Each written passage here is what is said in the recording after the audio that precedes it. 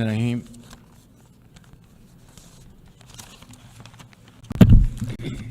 Mr. President, heads of state and government, excellencies, delegates, ladies and gentlemen, Assalamu alaikum wa rahmatullahi wa barakatuh, and a very good morning. Qala ya abati inni raitu ahda ashara kawkaban wa. And he said, "Oh, my father, I have seen 11 planets and the sun and moon bowing to me." He said, "Oh, son, do not tell your story to your brothers. They will devise a scheme for you. The devil is the enemy of humans."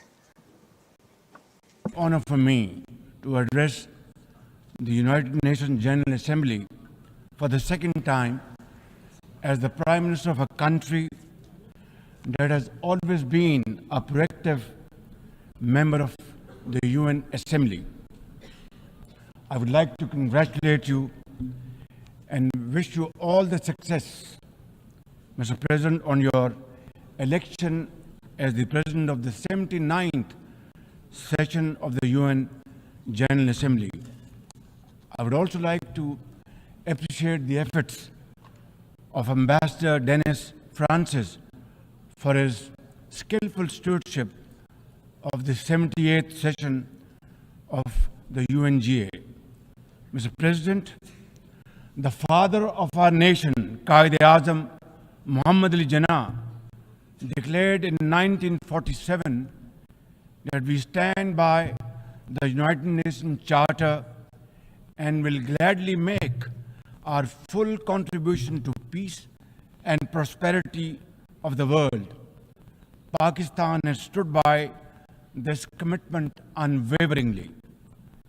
Today, we are facing most daunting challenges to the world order. Israel's genocidal war in Gaza, a dangerous conflict in Ukraine, destructive conflicts across Africa and Asia, rising geopolitical tensions, resurging terrorism, galloping poverty, stifling debt, and the mounting impact of climate change, we feel the chill of a new world order. In response to these challenges, our Secretary General Antonio Guterres called for the Summit of the Future. It led to the adoption of the 54 actions on development, peace and security, technology and global governance in the Pact of the Future. Mr. President, today I stand before you to express the searing pain and anguish of the people of Pakistan at the plight of the people of Gaza. Our heart bleeds as we witness the tragedy unfolding in the Holy Land, a tragedy that shakes the very conscience of humanity and the foundation of this institution. Mr. President, can we, as human beings, remain silent while children lie buried under the rubble of their shattered homes?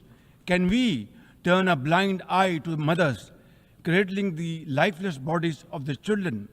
This is not just a conflict, this is systematic slaughter of innocent people of Palestine.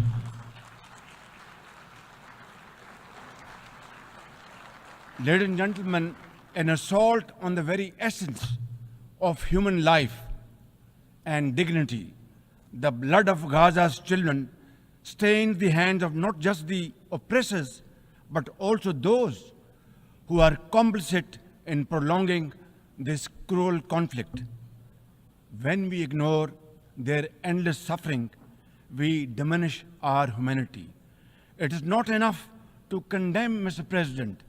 We must act now and demand an immediate end to this bloodshed. We must remember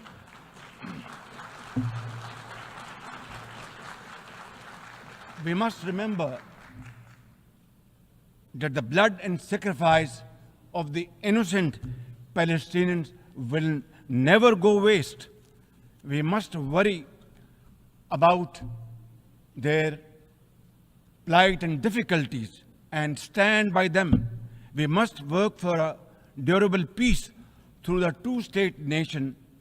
We must seek a viable, secure, contiguous, and sovereign state of Palestine based on the pre-1967 borders with Al-Quds al-Sharif as its eternal capital, and to advance the goals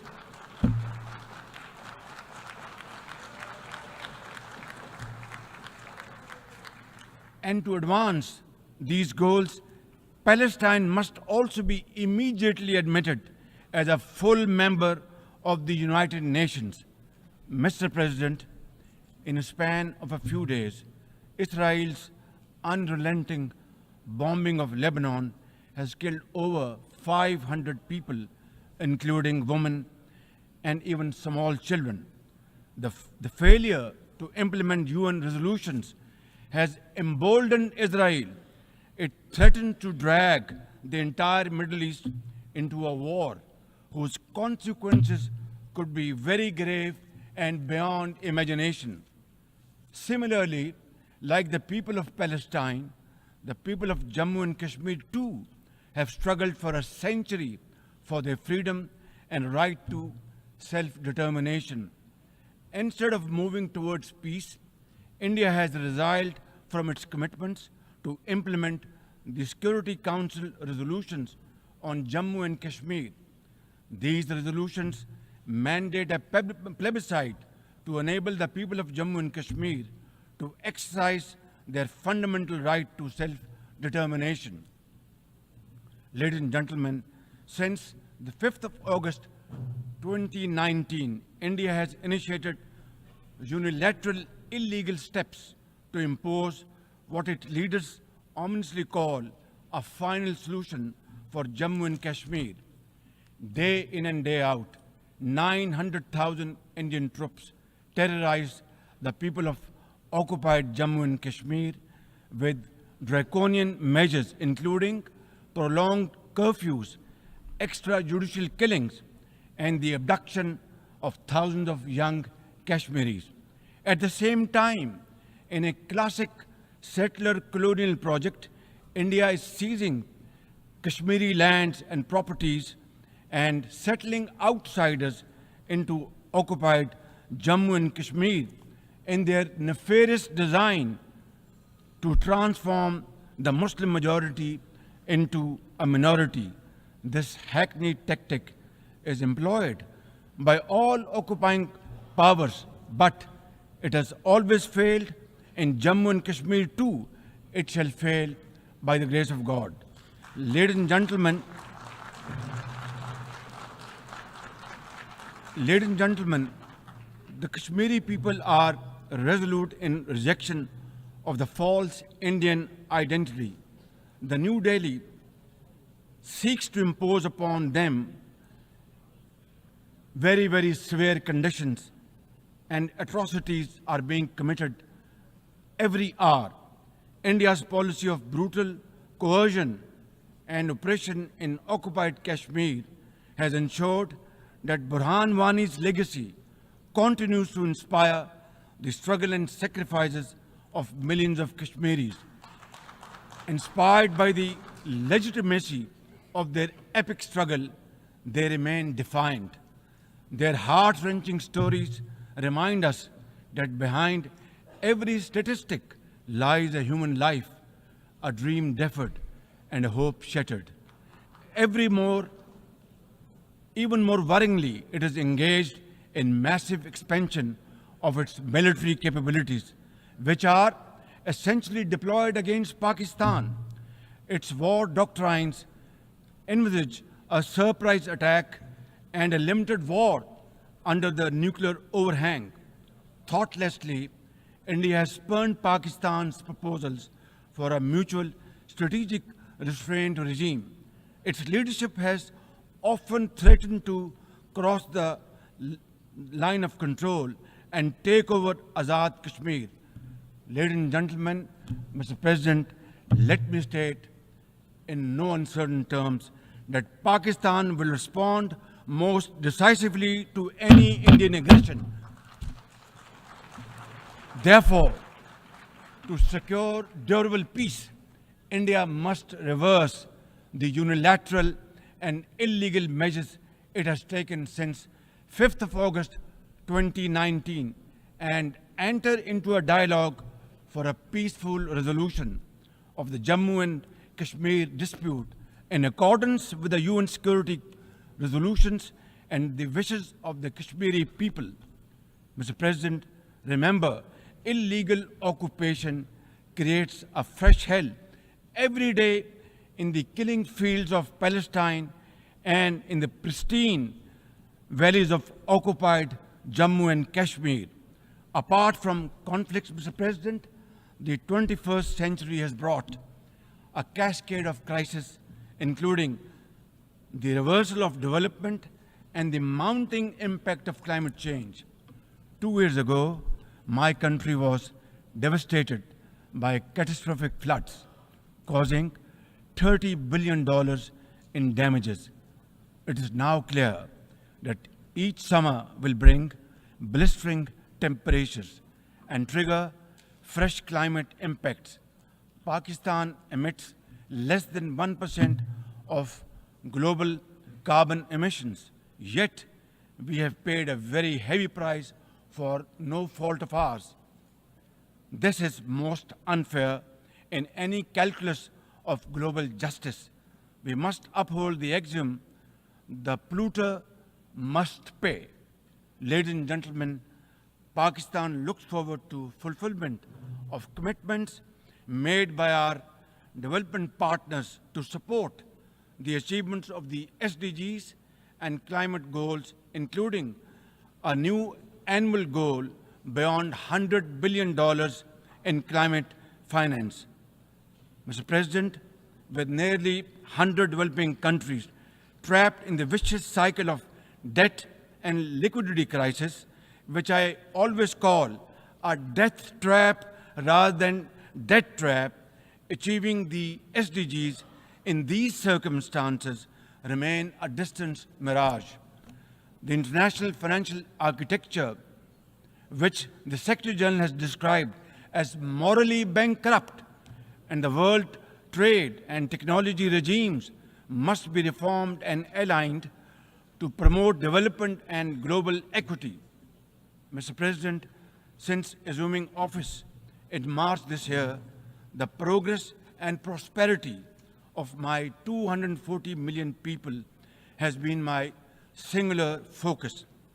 We have taken some very difficult but necessary decisions that have rescued our economy from collapse, restored macroeconomic stability, controlled fiscal deficits, and strengthened our reserves. As a result, inflation has come down to a single digit by the grace of God, and the prospects for economic growth has revived. I would like to explain this challenge and the way we are negotiating, Mr. President,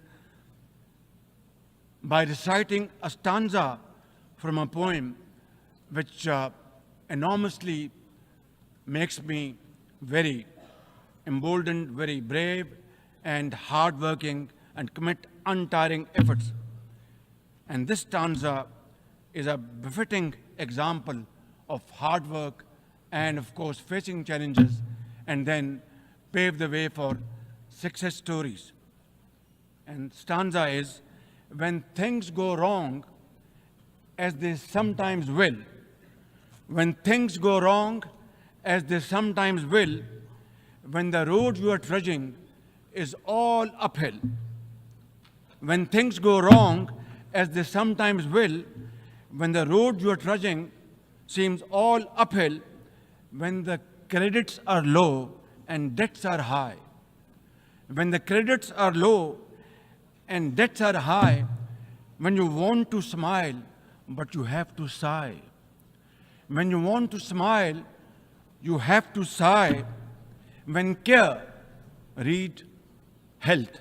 When care, is pressing you down a bit, when care or health is pressing you down a bit, rest if you must, but don't you quit.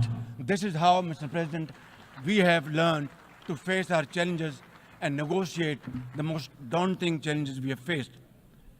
Mr. President, situated at the crossroads of South and Central Asia and the Middle East, we have prioritized geoeconomics and regional connectivity to secure win-win outcomes for our people. The second phase of the landmark China-Pakistan Economic Corridor has been successfully launched through the APEX Special Investment Facilitation Council. We are mobilizing investments in resilient infrastructure, renewable energy, minerals, sustainable agriculture, and technology. This will herald a new era of development and modernization in my beloved country. Ladies and gentlemen, for 2 decades, Pakistan has fought terrorism boldly and most successfully, defeating terrorist groups within Pakistan. We have paid a very heavy price. 80,000 of our brave soldiers and civilians have been martyred, including innocent school-going children. And the gory memories of APS school carnage haunt us till date. Our economy has suffered a loss of $150 billion. Unfortunately, today we are again confronted by a new wave of externally financed and sponsored terrorism, especially by the TTP, Fitna al-Khawarij, and its associates. Ladies and gentlemen, make no mistake, inshallah, by the grace of God, we are determined to eliminate this threat as well through our comprehensive national effort by the name of Azm-e-Istehkam, meaning resolve to promote peace and stability. And we will work collectively with the international community to combat all forms of terrorism and reform the global counter-terrorism architecture. Mr. President, Pakistan seeks the earliest possible normalization of the situation in Afghanistan. We join the UN's appeal for $3 billion in humanitarian assistance to the millions of suffering Afghan brothers and sisters. At the same time, we endorse and share the international expectations that the Afghan interim government would respect human rights, including the rights of women and girls, and promote political inclusion. In particular, the interim government must take effective action to neutralize all terrorist groups within Afghanistan, especially those responsible for cross-border terrorism against neighboring countries. These include ISIL-K, Daesh, the Al-Qaeda associated TTP, Fitna al-Khawarij, Majid Brigade, the BLA, and other terrorist groups which unfortunately are seen on Afghan territory. Mr. President, another troubling global development is the escalation of Islamophobia, which is now manifested by frequent desecrations of the Holy Quran, attacks on mosques, negative stereotyping of Muslims, and acts of discrimination and violence against them. The most alarming manifestation of Islamophobia is the Hindu supremacist agenda in India. It aggressively seeks the subjugation of 200 million Muslims and the obliteration of India's Islamic heritage. Pakistan and the OIC will work with the UN Secretary General and a special envoy to implement a plan of action to combat the scourge. Ladies and gentlemen, Pakistan seeks an immediate end to the tragic conflict in Ukraine and its peaceful resolution in accordance with the UN Charter and international agreements. Ladies and gentlemen, Pakistan has a long and proud history of solidarity, friendship, and cooperation with the nation of Africa. We will continue to cooperate with them to counter terrorism and resolve regional conflicts, including through UN peacekeeping and peace building in the region. Finally, Mr. President, as we leave this august hall, we must carry with us a message for our people, that the weak are not voiceless, that the oppressed should not lose hope, that poverty is not preordained, and that Allah Almighty promise of justice and equality in our terrestrial home must be respected. I thank you all, and thank you very much for your time. God bless you.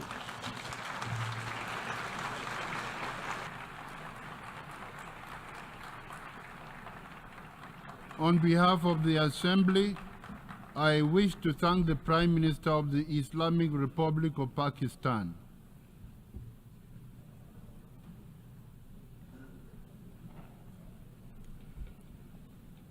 The Assembly will hear an address by His Excellency Benjamín Netanyahu, Prime Minister of the State of Israel.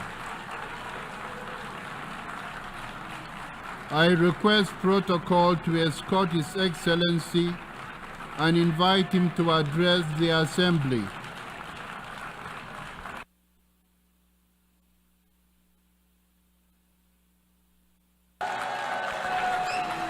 Order, please. Ladies and gentlemen, order.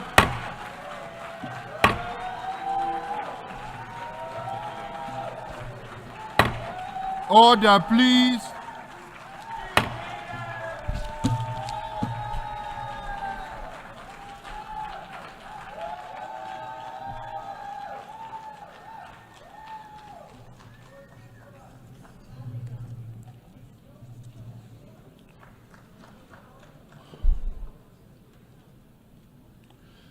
Mr. President,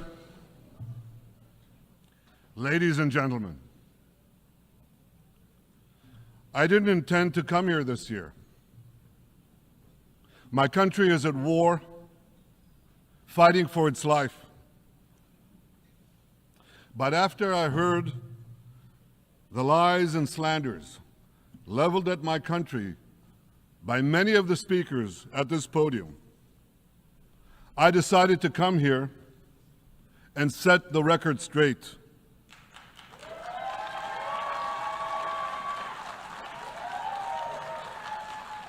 I decided to come here to speak for my people, to speak for my country, to speak for the truth.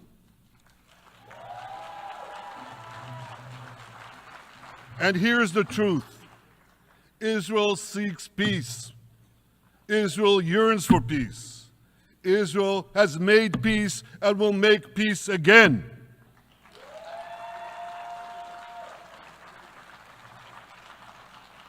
Yet we face savage enemies who seek our annihilation, and we must defend ourselves against these savage murderers.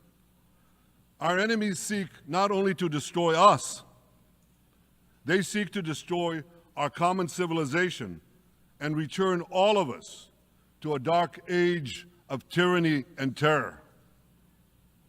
When I spoke here last year, I said we faced the same timeless choice that Moses put before the people of Israel thousands of years ago. As we were about to enter the Promised Land, Moses told us that our actions will determine whether we bequeath to future generations a blessing or a curse. And that is the choice we face today. The curse of Iran's unremitting aggression, or the blessing of a historic reconciliation between Arab and Jew. In the days that followed that speech, the blessing I spoke of came into sharper focus. A normalization deal between Saudi Arabia and Israel seemed closer than ever. But then came the curse of October 7th. thousands of Iranian-backed Hamas terrorists from Gaza burst into Israel in pickup trucks, on motorcycles, and they committed unimaginable atrocities. They savagely murdered 1,200 people. They raped and mutilated women. They beheaded men. They burned babies alive. They burnt entire families alive, babies, children, parents, grandparents, in scenes reminiscent of the Nazi Holocaust. Hamas kidnapped 251 people from dozens of different countries, dragging them into the dungeons of Gaza. Israel has brought home 154 of these hostages, including 117 who returned alive. I want to assure you, we will not rest until the remaining hostages are brought home too. And some of their family members are here with us today. I ask you to stand up.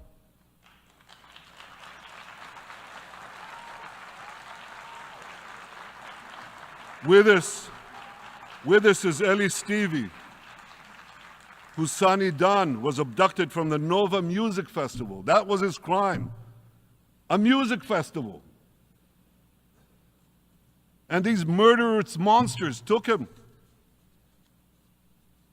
Kobe Smirno, whose son Jonathan was murdered, and his corpse was taken into the dungeons, into the terror tunnels of Gaza. A corpse held hostage. Salim al-Atrash, whose brother Muhammad, a brave Arab-Israeli soldier, was murdered. His body too was taken to Gaza. And so was the body of Ifat Hyman's daughter in Bar, who was brutally murdered at that same music festival. With us is Sharon Sharabi, whose brother Yossi was murdered, and who prays for his older brother Eli, who is still held hostage in Gaza. And with us too is Yizhar Lifshitz from Kibbutz Nir Oz, a kibbutz that was wiped out by the terrorists. Thankfully, we achieved the release of his mother Yocheved, but his father Oded is still languishing in an underground terrorist hell of Hamas. I again promise you, we will return your loved ones home. We will not spare that effort until this holy mission is accomplished.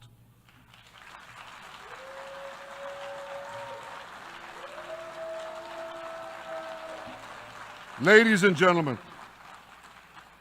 the curse of October 7th began when Hamas invaded Israel from Gaza, but it didn't end there. Israel was soon forced to defend itself on 6 more war fronts organized by Iran. On October 8th, Hezbollah attacked us from Lebanon. Since then, they fired over 8,000 rockets at our towns and cities, at our civilians, at our children. 2 weeks later, the Iran-backed Houthis in Yemen launched drones and missiles at Israel, the first of 250 such attacks, including one yesterday aimed at Tel Aviv.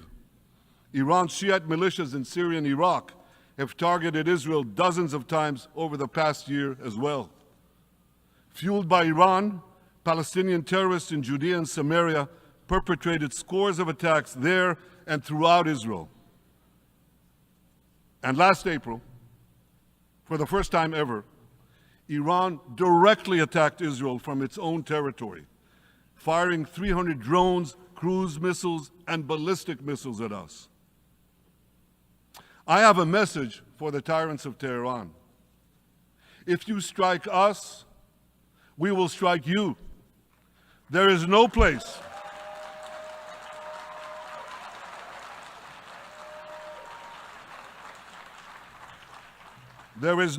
in Iran that the long arm of Israel cannot reach, and that's true of the entire Middle East. Far from being lambs led to the slaughter, Israel's soldiers have fought back with incredible courage and with heroic sacrifice. And I have another message for this assembly and for the world outside this hall. We are winning.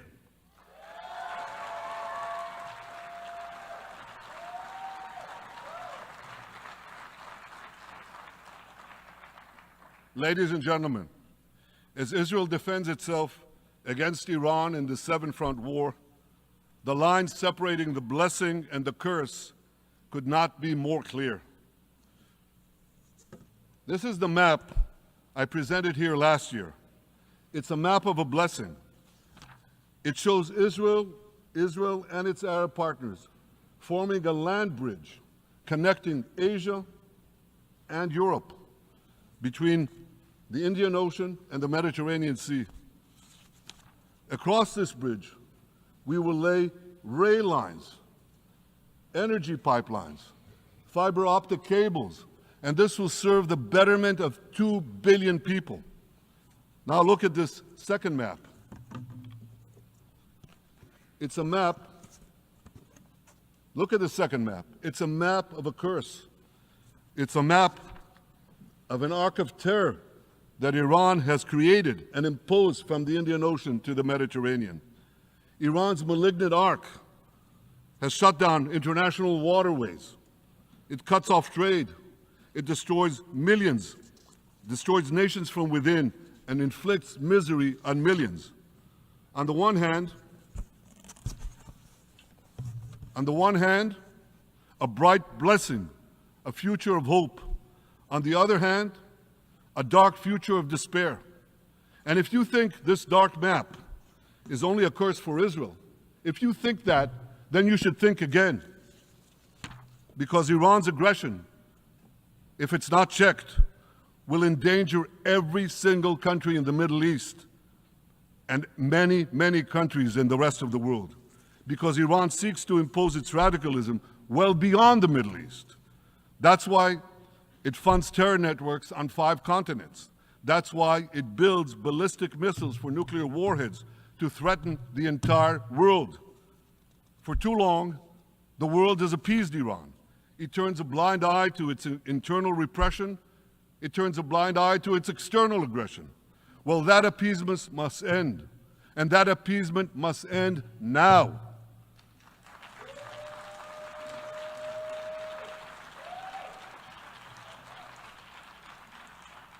Nations of the world should support the brave people of Iran who want to rid themselves of this evil regime. Responsible governments should not only support Israel in rolling back Iran's aggression, they should join Israel. They should join Israel in stopping Iran's nuclear weapons program. In this body, in the Security Council, we're going to have a deliberation in a few months. And I call on the Security Council to snap back UN Security Council sanctions against Iran, because we must all do everything in our power to ensure that Iran never gets nuclear weapons.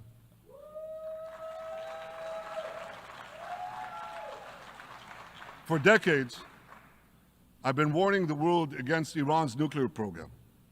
Our actions delayed this program by perhaps a decade, but we haven't stopped it. We've delayed it, but we haven't stopped it. Iran now seeks to weaponize its nuclear program for the sake of the peace and security of all your countries.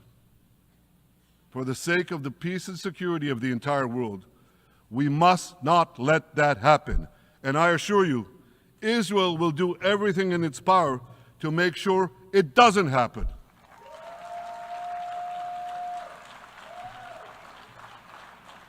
So, ladies and gentlemen, the question before us is simple.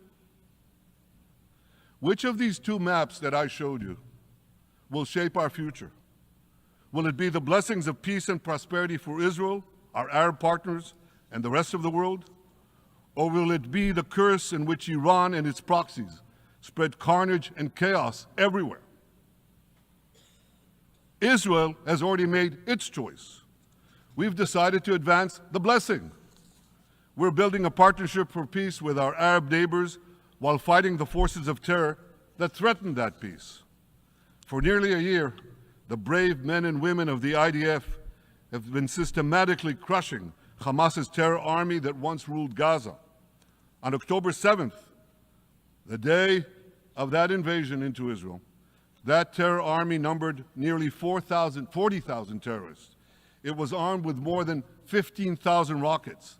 It had 350 miles of terror tunnels, an underground network bigger than the New York subway system, which they used to wreak havoc above and below ground.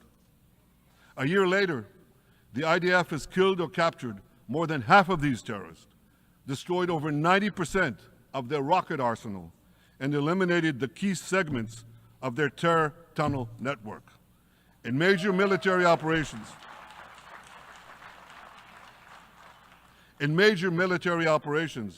we destroyed nearly all of Hamas's terror battalions, 23 out of 24 battalions. Now, to complete our victory, we are focused on mopping up Hamas's remaining fighting capabilities. We are taking out senior terrorist commanders and destroying remaining terrorist infrastructure. But all the while, and I'll say this one more time, we remain focused on our sacred mission, bringing our hostages home, and we will not stop until that mission is complete.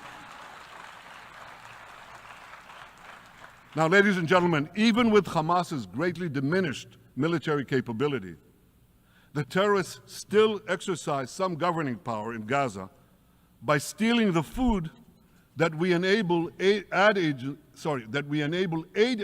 to bring into Gaza. Hamas steals the food, and then they hike the prices. They feed their bellies, and then they fill their coffers with money that they extort from their own people. They sell the stolen food at exorbitant prices. And that's how they stay in power. Well, this too has to end, and we're working to bring it to an end.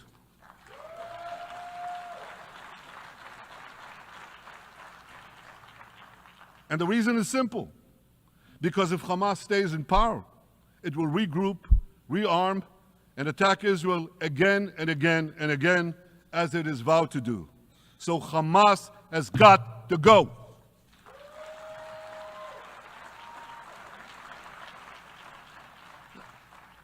Just imagine, for those who say, well, Hamas has to stay, it has to be part of a post-war Gaza, imagine in a post-war situation in World War II, imagine allowing the defeated Nazis in 1945 to rebuild Germany. It's inconceivable, it's ridiculous. It didn't happen then, it's not going to happen now.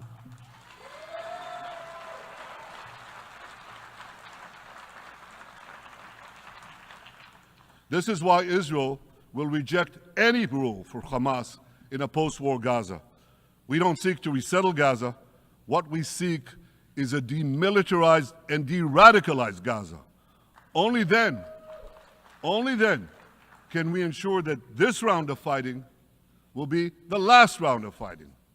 We are ready to work with regional and other partners to support a local civilian administration in Gaza committed to peaceful coexistence. As for the hostages, I have a message for the Hamas captors.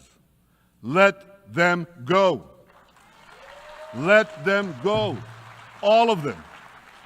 Those alive today must be returned alive, and the remains of those whom you brutally killed must be returned to their families.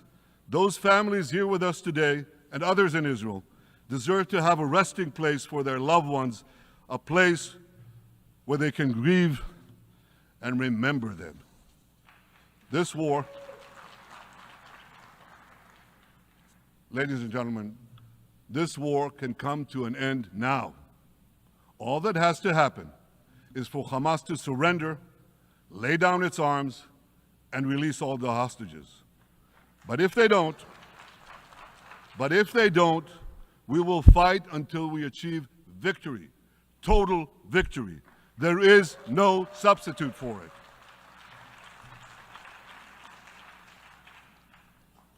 Israel must also defeat Hezbollah in Lebanon. Hezbollah is the quintessential terror organization in the world today. It has tentacles that span in all continents.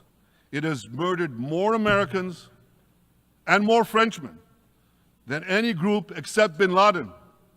It's murdered the citizens of many countries represented in this room, and it has attacked Israel viciously over the last 20 years, in the last year, completely unprovoked. A day after Hamas massacre, on October 7th, Hezbollah began attacks against Israel, which forced more than 60,000 Israelis on our northern border to leave their homes, becoming refugees in their own land. Hezbollah turned vibrant towns in the north of Israel into ghost towns. So I want you to think about this in equivalent American terms. Just imagine if terrorists turned El Paso and San Diego into ghost towns. Then ask yourself, how long would the American government tolerate that? A day? A week? A month? I doubt they tolerate it even for a single day. Yet Israel has been tolerating this intolerable situation for nearly a year. Well, I've come here today to say, enough is enough.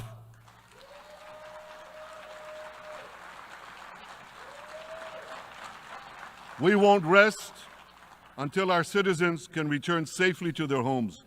We will not accept a terror army perched on our northern border, able to perpetrate another October 7th style massacre.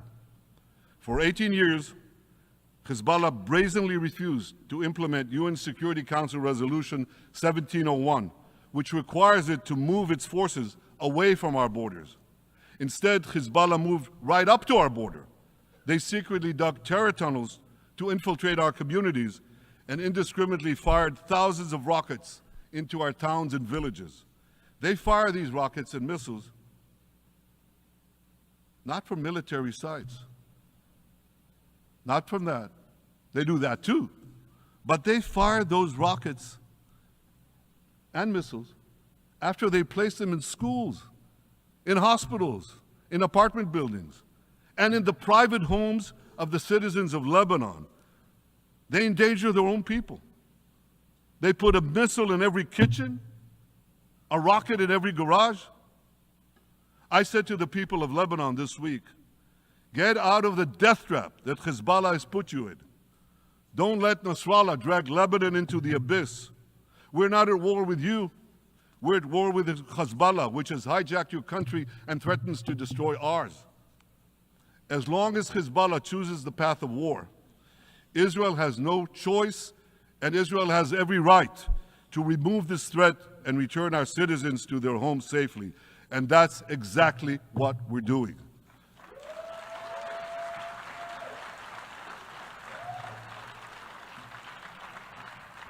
Just this week, the IDF destroyed large percentages of Hezbollah's rockets, which it built with Iran's funding for 3 decades.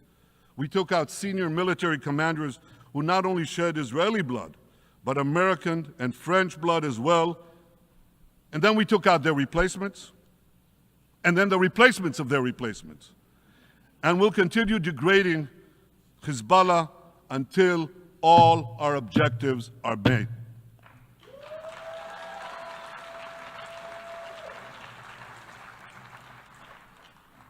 Ladies and gentlemen, we're committed to removing the curse of terrorism that threatens all civilized societies.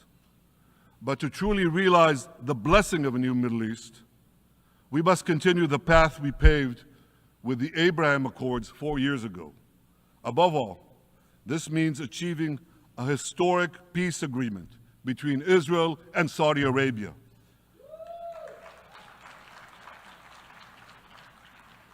And having seen the blessings that we've already brought with the Abraham Accords, the millions of Israelis who've already flown back and forth across the Arabian Peninsula, over the skies of Saudi Arabia, to the Gulf countries, the trade, the tourism, the joint ventures, the peace, I say to you, what blessings such a peace with Saudi Arabia would bring. It would be a boon to the security and economy of our two countries. It would boost trade and tourism across the region. It would help transform the Middle East into a global juggernaut. Our two countries could cooperate on energy, water, agriculture, artificial intelligence, and many, many other fields. Such a peace, I'm sure, would be a true pivot of history. It would usher in a historic reconciliation between the Arab world and Israel, between Islam and Judaism, between Mecca and Jerusalem. While Israel is committed to achieving such a peace, Iran and its terror proxies are committed to scuttling it. That's why one of the best ways to foil Iran's nefarious designs is to achieve the peace. Such a peace would be the foundation for an even broader Abrahamic alliance. And that alliance would include the United States, Israel's current Arab peace partners, Saudi Arabia, and others who choose the blessing of peace. It would advance security and prosperity across the Middle East and bring enormous benefits to the rest of the world. With American support and leadership, I believe this vision can materialize, and much sooner than people think. And as the Prime Minister of Israel, I will do everything in my power to make it happen. This is an opportunity that we and the world should not let go by.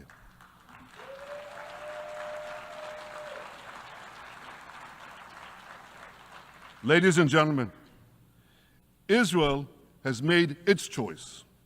We seek to move forward to a bright age of prosperity and peace. Iran and its proxies have also made their choice. They want to move back to a dark age of terror and war. And now I have a question. And I pose that question to you. What choice will you make? Will your nation stand with Israel? Will you stand with democracy and peace? Or will you stand with Iran, a brutal dictatorship that subjugates its own people, exports terrorism across the globe? In this battle between good and evil, there must be no equivocation. When you stand with Israel, you stand for your own values and your own interests.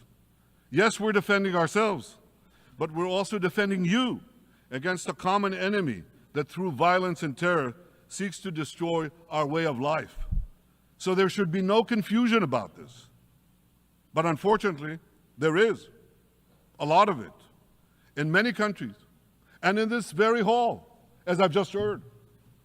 Good is portrayed as evil, and evil is portrayed as good. We see this moral confusion when Israel is falsely accused of genocide, when we defend ourselves against enemies who try to commit genocide against us. We see this too when Israel is absurdly accused by the ICC prosecutor of deliberately starving Palestinians in Gaza. What an absurdity! We helped bring in 700,000 tons of food into Gaza. That's more than 3,000 calories a day for every man, woman, and child in Gaza. We see this moral confusion when Israel is falsely accused of deliberately targeting civilians. We don't want to see a single person, a single innocent person die. That's always a tragedy. And that's why we do so much to minimize civilian casualties, even as our enemies use civilians as human shields. And no army has done what Israel is doing to minimize civilian casualties. We drop flyers, we send text messages, we make phone calls by the millions to ensure that Palestinian civilians get out of harm's way. We spare no effort in this noble pursuit. We see yet another profound moral confusion when self-described progressives march against the democracy of Israel. Don't they realize they support the Iranian-backed goons in Tehran and in Gaza? The goons who gun down protesters, murder women for not covering their hair, and hang gays in public squares, some progressives. According to the U.S. Director of National Intelligence, Iran funds and fuels many of the protesters against Israel. Who knows, maybe some of the protesters, or even many of the protesters outside this building now. Ladies and gentlemen, King Solomon, who reigned in our eternal capital, Jerusalem, 3,000 years ago, proclaimed something that is familiar to all of you. He said, "There is nothing new under the sun." Well, in an age of space travel, quantum physics, and artificial intelligence, some would argue that's a debatable statement. But one thing is undeniable. There is definitely nothing new at the United Nations.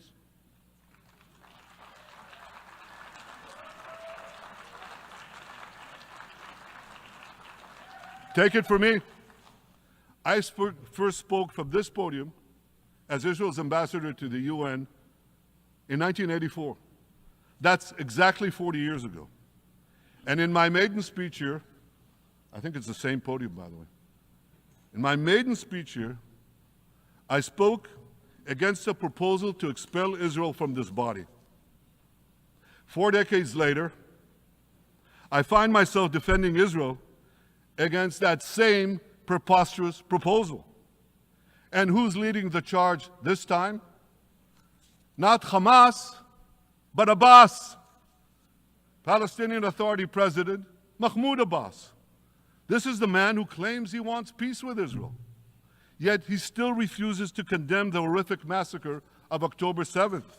He's still paying hundreds of millions to terrorists who murder Israelis and Americans. It's called pay for slay. The more you murder, the more you get paid. And he still wages unremitting diplomatic warfare against Israel's right to exist and against Israel's right to defend itself. And by the way, they amount to the same thing. Because if you can't defend yourself, you can't exist. Not in our neighborhood, certainly, and maybe not in yours. Standing in this podium 40 years ago, I told the sponsors of that outrageous resolution to expel Israel, gentlemen, check your fanaticism at the door. Today, I tell President Abbas and all of you who would shamefully support that resolution, check your fanaticism at the door. The singling out of the one and only Jewish state continues to be a moral stain on the United Nations. It has made this once respected institution contemptible in the eyes of decent people everywhere. But for the Palestinians, this UN House of Darkness is home court. They know that in this swamp of anti-Semitic bile, there's an automatic majority willing to demonize the Jewish state on anything. In this anti-Israel flat earth society, any false charge, any outlandish allegation can muster a majority. In the last decade, there have been more resolutions passed against Israel in this hall at the UN General Assembly than against the entire world combined. Actually, more than twice as many. Since 2014, this body condemned Israel 174 times. It condemned all the other countries in the world 73 times. That's more than 100 extra condemnations for the Jewish state. What hypocrisy, what a double standard, what a joke. So the UN's hostility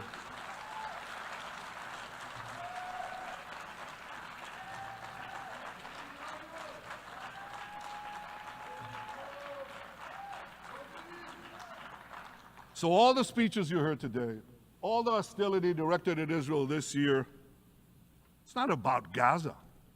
It's about Israel. It's always been about Israel's very existence.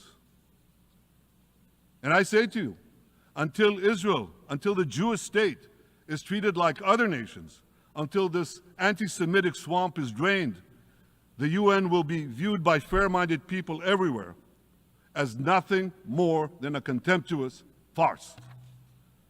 Now, given the anti-Semitism at the UN, it should surprise no one that the prosecutor at the ICC, one of the UN's affiliated organs, is considering issuing arrest warrants against me and Israel's defense minister, the democratically elected leaders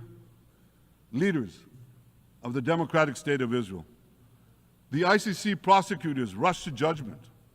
His refusal to treat Israel with its independent courts the way other democracies are treated is hard to explain by anything other than pure anti-Semitism. Ladies and gentlemen, the real war criminals are not in Israel. They're in Iran. They're in Gaza, in Syria, in Lebanon, in Yemen. those of you who stand with these war criminals, those of you who stand with evil against good, with a curse against the blessing, those of you who do so should be ashamed of yourselves.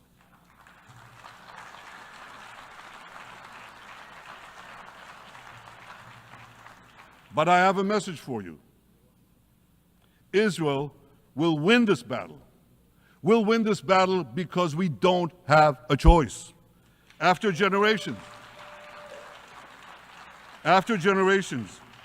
in which our people were slaughtered, remorselessly butchered, and no one raised a finger in our defense, we now have a state. We now have a brave army, an army of incomparable courage, and we are defending ourselves. As the book of Samuel says in the Bible, Netzach Yisrael lo yishaker. The eternity of Israel will not falter.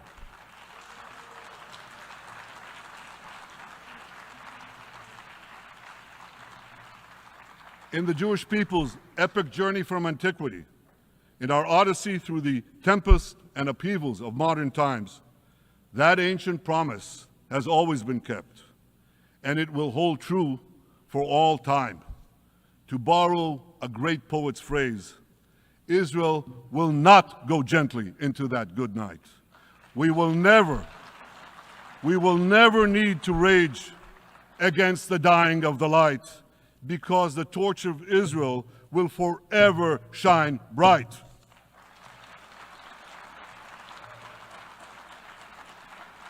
To the people of Israel and to the soldiers of Israel, I say, be strong and of good courage. חזקו ואמצו ואל תיראו מפניהם, כי אדוני אלוהיך הוא ההולך עמך, לא ירפך ולא יעזבך. Am Yisrael Chai, the people of Israel live, now, tomorrow, forever. Thank you.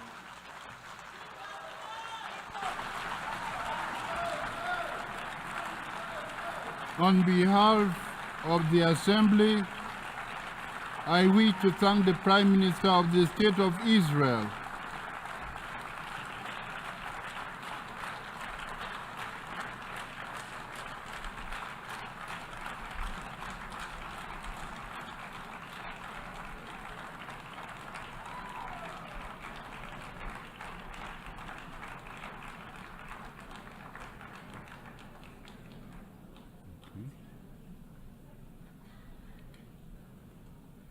The Assembly will hear an address by Her Excellency Mia Amor Motley, Minister, Minister for National Security and the Public Service, and Minister for Finance, Economic Affairs and Investment of Barbados. I request protocol to escort Her Excellency and invite her to address the Assembly.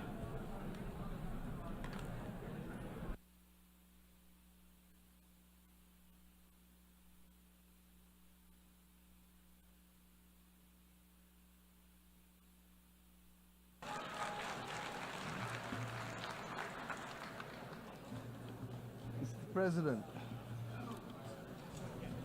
we need a reset, and we need to reset. Mr. President, in your absence, I congratulate you on your assumption of this chairmanship of the General Assembly.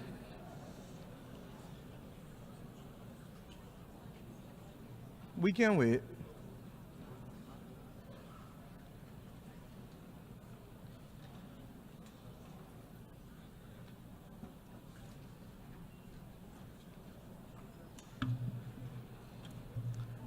As I said, Mr. President, we need a reset, and we need to reset. Those of us here today representing our brothers and our sisters the world over have endured 4 years of polycrises. As the children of Mother Earth, we continue to wrestle with the climate crisis. As a human family, we grapple with the legacy of the pandemic. As a digitally connected people, we are now, regrettably, confronted by multiple theaters of war and scenes of horror and famine flowing from that war, armed conflict instead of pursued development. Citizens of every country as well, struggling to contain the rising cost of living and the implications for them and their families on a day-to-day basis. And Mr. Speaker, Mr. President, we are all now threatened by the second but silent pandemic of antimicrobial resistance, together with a growing incidence of death and disability from chronic non-communicable diseases. We cannot afford the distraction of war. If ever there was a time to pause and to reset, it is now. Collectively as an international community, and individually as leaders in each of our countries, we must now deliver new opportunities and solutions to these crises which dampen economic growth, which restrict the ambitions of our people and numb our sense of the beauty and goodness that the world ought to be offering because it has it to offer.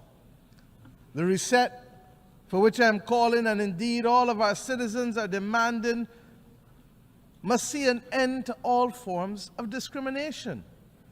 That rules and institutions today exist which create first and second class citizens, as we have said from this podium year after year, depending on your nation of origin, militate against the trust and the credibility and the hope, and it fosters a crisis of confidence in the existing international order, which must become inclusive and responsive for all.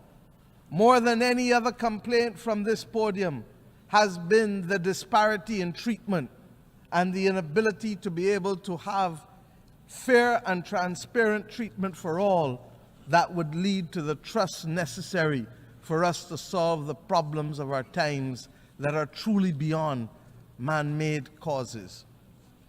Neo-colonialist structures that perpetuate and reflect an old world order characterized by racism and classism and misogyny, while ignoring the legitimate aspirations of billions, will not help to foster the hope or trust that is necessary to meet these polycrises. We must ensure that the global institutions give developing countries, especially small vulnerable states like my own, or vulnerable middle-income countries, seats at the table of decision-making where we can be seen, heard, become active agents in our own cause, and lead our own development paradigms. My friends, we are reminded that 2024 is the final year of the United Nations Decade for the People of African Descent.